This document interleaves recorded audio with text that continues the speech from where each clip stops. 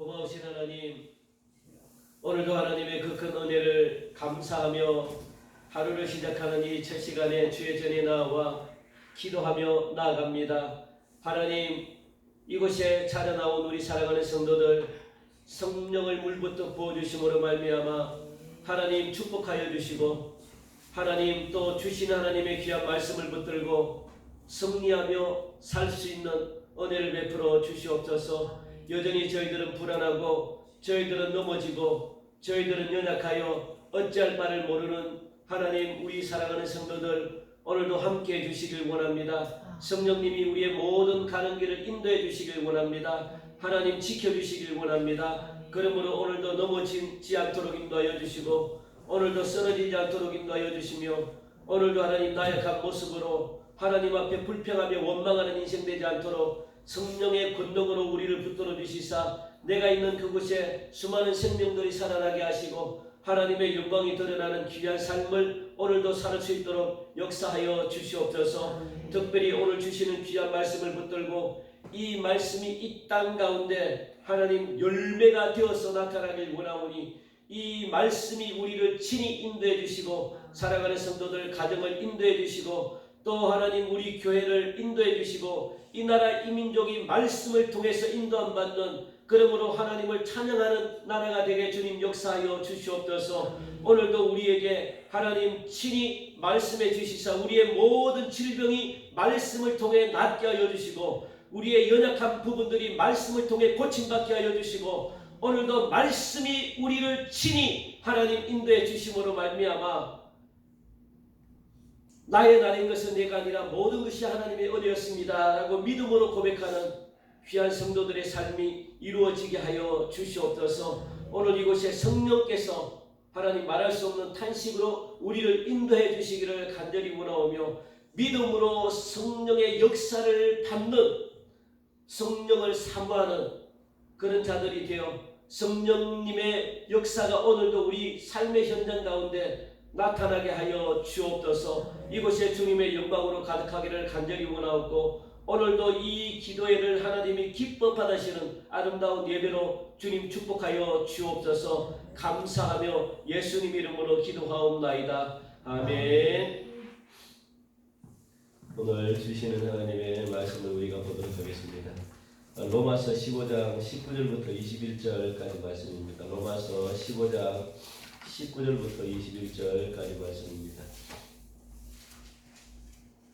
259면 260년 15장 19절부터 21절까지 말씀입니다. 한 절씩 읽고 마지막은 우리 같이 읽도록 합시다. 표적과 기사의 능력으로 성령의 능력으로 이루어졌으며 그리하여 내가 예루살렘으로부터 두루 행하여 일루리곤까지 그리스도의 복음을 편만하게 전하였노라. 또 내가 그리스도의 이름을 부르는 곳에는 복음을 전하지 않기를 힘썼노니 이는 남의 터 위에 건축하지 아니하려 함이라. 같이 기록된 바 주의 소식을 받지 못한 자들이 볼 것이요 듣지 못한 자들이 깨달으리라 함과 같으니라. 아멘. 오늘 본문 말씀을 우리가 읽어보면 사도 바울의 놀라운 고백을 우리가 들을 수가 있습니다. 19절 보니까 예루살렘으로부터 두루 행하여 일루리곤까지 그리스도의 복음을 편만하게 전했다라는 그런 말씀이 있습니다. 여기서 편만하게 전했다라고 하는 말씀은 뭐냐면 가득하게 채웠다는 거예요. 가득히 채웠다. 무엇으로? 복음으로 가득히 채웠다. 어디서부터 어디까지? 예루살렘부터 일루리곤까지 복음으로 가득 채웠다라고 그렇게 말씀합니다. 이 예루살렘에서부터 일루리곤까지 사도 바울이 혼자 이 복음으로 가득 채웠다고 그렇게 말할 수 있을까? 사실 예루살렘부터 이 일루리곤이 어디냐면 지금 유고슬라비아 지금 없어졌죠. 이게 이제 연방으로 돼가지고 이 세르비아, 보스니아, 몬테네그로, 크로아티아, 슬로베니아로 이 연합국이 되어버렸습니다. 나눠졌는데 그 당시에는 유고슬라비아, 그 로마가 지배하는 그 지배령에 속해 있는 그런 나라거든요. 이 예루살렘부터 일루리곤까지 몇 킬로 거리상으로 따지면 몇 킬로 되냐면 한 2,000 킬로 정도 되나요? 2000km까지 이 사도 바울이 혼자 복음을 전했는가 그겁니다. 2000km면 굉장히 넓어요. 한 서울에서 부산까지 한뭐 5배, 6배 정도 되나요? 그런 거리를 갖다가 사도 바울 혼자 복음을 전했는가? 라고 하는 거죠. 사실 이 사도 바울의 복음, 이 전도 전략을 보면은 이게 이해가 돼요. 혼자 복음을 전했는지 안 전했는지. 사도 바울이 하는 전도 전략은 무엇이냐면 우리가 어느 정도 이해가 될 건데 여러분들이 알다시피 이 사도 바울은요.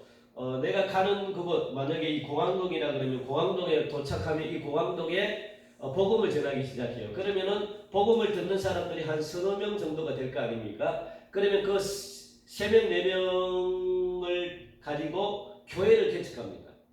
교회를 개척해가지고 그곳에서 3, 4명을 무엇을 하느냐? 양육을 시켜요. 신앙의 양육을 시키면 그러면 믿는 사람들이 점점 늘어날 것이고 그러면 그 중에 딱 보고 정말 믿음이 신실하고 그리고 지도자급 한 명을 갖다가 잘 키워요. 잘 키워가지고 그 교회에 장로 직분을 주고 그리고 그 교회를 갖다가 맡기는 겁니다. 맡기고 어느 정도 안정이 됐다 싶으면 사도 바울은 떠나는 거예요. 그게 사도 바울의 전도 전략이었습니다. 그리고 또 발이 닿는 그곳에 또 도착해가지고 또 복음을 전하고 그러면 그 복음 들었던 사람들이 한 몇 명이 정도 되면 교회를 또 개척해요. 개척해가지고 또 열심히 또 양육을 합니다. 하나님의 말씀을 갖다가 최선을 다해서 가르치고 또 그것에 지도자 한 명을 또 세웁니다. 또 세우면 됐다 싶으면 또 떠나는 거예요. 사도 바울이 전도 전략입니다. 이게 그렇다면은 2000km나 되는 어떤 그 거리를 갖다가 사도 바울이 혼자 전했느냐? 그렇지 않다는 거예요. 그렇지 않지만 사도 바울이 열심히 복음을 전해가지고 복음을 전해 들은 사람들이 또 열심히 복음을 전하고 또 열심히 복음을 전해 들었던 사람들이 또 복음을 전하고 이렇게 해가지고 전 유럽이 전체가 복음을 듣게 되는 그런 놀라운 기적들이 나타났다는 겁니다. 그래서 그게 복음으로 편만하게 됐다는 거예요. 어디에? 유럽 전체가 복음을 통해 가지고 그 전 지역이 평안하게 됐다는 겁니다. 그래서 그 결과가 어떻게 됐냐라고 봤더니 23절 우리가 안 읽은 내일 우리가 살펴볼 텐데 우리 23절 같이 한번 읽어볼까요? 23절 시작. 이제는 이 지방에 일할 곳이 없고 또 여러 해 전부터 언제든지 스마라로 갈 때 너희에게 가기를 바라고 있었으니 라고 그렇게 말씀합니다. 얼마나 여러분들 기막힌 말씀입니까? 그러니까 나중에 이 사도 바울이 로마에까지 가가지고 순교를 했잖아요. 이제 순교하는 장면이 나오는데 그가 순교하고 나서 채 100년도 되기 전에 로마 제국을 비롯한 전국이 예수 믿고 구원받게 된 거예요. 로마가 이 그리스도인들 앞에 복음으로 말미암아 이 기독교 앞에 로마가 무릎을 꿇었습니다. 그렇게 강력하게 이 교회를 핍박했던 로마가 사도 바울의 복음을 비롯해서 수많은 죽고 난 다음에도 이 복음을 들었던 사람들이 열심히 로마의 복음을 전하고 그리고 그 주위의 복음을 전함으로 말미암아 로마가 무너지니까 전 유럽이 다 그냥 복음을 받아들이게 된 거죠. 그러면서 로마가 황복하고 기독교를 국교로 인정하는 그런 일들이 벌어지죠. 그때부터 기독교는 타락합니다. 국교로 받아들이고 그리고 편안하니까 타락하는 거예요. 사도 바울 한 사람을 통해 가지고 당시 소아시아와 또 이탈리아 이 반도 전역이 예수의 복음으로 가득 차게 됐다는 거예요. 얼마나 위대한 고백입니까? 하나님은 때로는요 많은 사람을 통해 가지고 일하시기도 하지만 하나님의 일하는 주로 방법은 어떤 방법이냐면 하나님이 마음에 드는 한 사람을 하나님이 선택해요. 한 사람을 선택해서 그 한 사람을 잘 훈련시켜 가지고 그 한 사람을 통해 가지고 하나님은요 일하길 원하십니다. 성령의 대부분이 그렇잖아요. 한 사람을 들어서 가지고 그 한 사람을 통해 가지고 뭐 전 세계를 갖다가 복음화 시킨다든가 아니면은 저 나라를 전쟁에서 승리하게 한다든가 그게 하나님이 좋아하는 하나님이 즐겨 사용하시는 그런 방법입니다. 사실 사도 바울이 예수님의 마음에 아마 들었겠죠. 예수님께서 사도 바울의 마음에 들어가지고 보잘것없어 보이는 그 사도 바울 한 사람을 통해 가지고 로마 제국을 갖다가 복음으로 뒤집어 놓았다는 거예요. 하나님은 오늘 이 시간 우리 한 사람, 여러분 한 사람 한 사람을 갖다가 하나님이 굉장히 중요하게 하나님 생각하세요.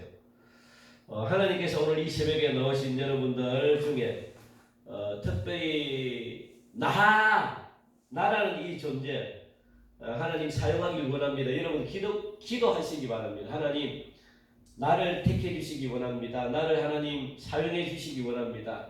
그래서 이 나를 하나님 통해서 사용해서 정말 이 세상을 뒤집어 놓을 수 있는 하나님의 위대한 일꾼으로 내가 쓰임받기를 원합니다. 하나님 나를 그렇게 존재로 불러주십시오. 나를 그런 존재로 사용해 주십시오. 그렇게 여러분 기도하시기 바랍니다. 얼마든지 여러분들이 하나님께 붙들리면요 얼마든지 귀하게 쓰임받을 수 있거든요. 뭐 나이와 상관없습니다. 나이와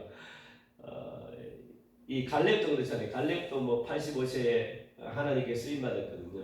그러니까 하나님께 한 번만 붙들리면요 위대한 인생이 될 수 있습니다. 정말 세상을 뒤집어 놓을 만한 그런 훌륭한 인물이 될 수 있죠.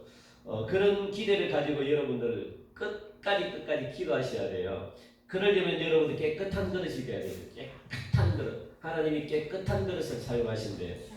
20절 말씀 보니까 또 내가 그리스도의 이름을 부르는 곳에는 복음을 전하지 않기를 힘썼노라. 사도 바울이 한 가지 이 결단한 게 있는데 뭐냐면 복음이 전파되지 않는 곳에 내가 가서 전도하기를 원했던 것을 볼 수가 있죠. 다른 전도자가 복음을 전파한 곳에 가서 복음을 전하지 않겠다는 거예요. 한 번도 복음을 듣지 못한 지역에 가가지고 복음을 전하겠다는 그 결심이 사도 바울에게 있습니다. 이게 참된 이 전도거든요. 그러니까 자신의 사명이 바로 복음 전하는 데 있다는 거예요.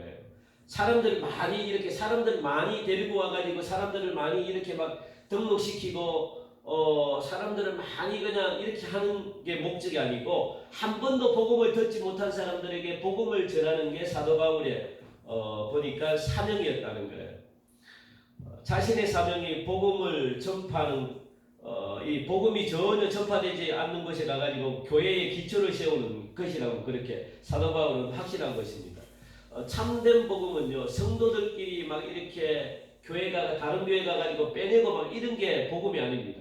우리나라가 너무 잘못된 게 그겁니다. 막 기존 성도들끼리 막 전도하는 거예요. 기존 성도들끼리 빼내고 그 다른 교회 가가지고 막 성도들을 갖다가 데리고 오고 그리고 큰 교회는 작은 교회 근처 가가지고 막 이렇게 막 우리 교회 한번 나와봐라 막 이런 식으로 막 해버리고 그러니까 이게 서로가 어떤 목회자는 막 그래요. 가가지고 나무 교회를 갖다가 성도들을 빼와라 이렇게 시키는 교회들도 있습니다. 참 저는 참 많이 봤어요. 실제로 막 제가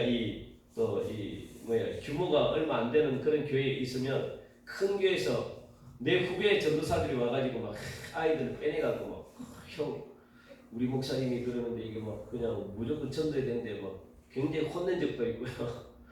이런 실정입니다. 이런 실정. 그게 얼마나 잘못된 길입니까?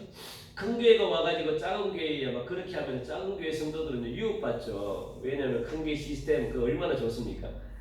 얼마나 좋은 시스템을 가지고 말이야. 그리고 교회도 많은 교회에 또 막 대형 교회 요즘은 그런 일들이 많잖아요. 대형 교회에서 지방에 막 교회를 세워주는 교회들이 많거든요. 그러면 큰 교회 시스템 그대로 가지고 막 그 지방 같은 데 한번 해봐요. 그러면 작은 교회는요 평생 동안 그렇게 눈물로 목회하면서 막 그렇게 읽었던 그 교회 목사님들은 성도들은 금방 시스템 있는 교회로 금방 가죠. 게임이 안 되죠. 왜 그렇게 합니까? 그래서 막 목사님들이 울고 불고 막 진짜 한탄하고 막 그런 목사님들 얼마나 많은데 지금 우리나라에 교회 없는 지역도 많아요. 그런데 그런 곳에는 안 하고 교회가 있고 뭐 열심히 하려고 하고 열심히 하는데 가가지고 뚝 하나 지워버리고 뭐 시스템도 음악 같은 이런 해가지고 하면요 성도들 금방 유혹돼요. 저기 시스템이 너무 좋아가지고 우리도 저 가야 되겠다 해서 금방 가버려요. 그래서 가는 성도들이 한 30-40% 돼요. 그래서 옛날에는 그것 때문에 지역교회 목사님들이 많이 모여가지고 의론도 하고 막 그랬거든요. 그 시스템을 어떻게 따라갑니까? 큰 교회에서 지원을 해주고 마음껏 그렇게 하는데 그렇게 하지 않겠다는 거예요. 사도 바울은. 그게 진정한 복음이잖아요. 그러니까 복음을 듣게 하는 일이 중요합니다. 그리고 결과는 하나님의 몫이죠. 그 사람들이 우리는 복음을 전했으면 그 사람들은 판단은 그 사람들이 하는 거예요. 우리가 그 사람들을 뭐 이렇게 변화시킬 수는 없습니다. 그런데 우리가 해야 될 것은 복음을 못 들은 사람들에게 복음을 전하는 거예요. 그게 우리가 해야 될 일이죠. 그냥 우리는 순수한 마음으로 최선을 다해서 복음을 알려주면 되는 겁니다. 안내하면 되는 거예요. 구원의 길로 어떻게 구원의 길로 가는지를 우리가 안내만 해주면 되는 거예요. 그 나머지는 그 사람들이 판단합니다. 성령께서 역사를 하든가. 그래서 우리 교회에 나오게 되면 우리 교회에 나오든가, 아니면 뭐 우리 교회에 안 나오더라도 그냥 복음을 듣고 다른 교회에 나가든가. 그거는 본인들이 하는 거예요. 그거는 하나님의 몫입니다. 우리가 하나님의 몫을 갖다가 우리가 하려고 하면 안 되는 거죠. 그거는 잘못된 거죠. 최선을 다해서 그냥 전하는 일까지는 우리의 해야 되는 거죠. 믿고 안 믿고는 성령께서 하시는 겁니다. 그러니까 19절 말씀 보니까 표적과 기사의 능력으로 성령의 능력으로 이루어졌대요. 복음은 성령의 능력으로 하는 거죠. 성령님이 도와주지 않으면 우리는 전할 수가 없습니다. 그 이방인들이 예수 믿고 주님 앞으로 돌아오도록 하기 위해서 주님은 사도 바울에게 성령을 부어주셨대요. 그 성령을 통해 가지고 사도 바울이 말할 때 능력이 나타났다는 거예요. 그 성령을 통해 가지고 바울이 하는 일들마다 열매를 맺었다는 거예요. 성령님이 열매를 맺게 하고 표적과 기사를 성령님이 나타나게 하는 거지 내가 할 수 없다는 거죠. 그러니까 이 성령의 능력을 가지고 사도 바울은 예루살렘과 일루리곤까지 복음을 편만하겠다는 거예요. 그래, 복음을 듣고 사람들이 막 흩어져 가지고 그 유럽 전체를 돌아다니면서 함께 합력해서 선을 이뤘죠. 사도행전 19장 11절부터 12절 말씀 보니까 하나님이 바울의 손으로 놀라운 능력을 행하게 하시니 심지어 바울의 몸에서 손수건이나 앞치마를 가져다가 병든 사람에게 얹으면 그 병이 떠나고 악기도 나가더라.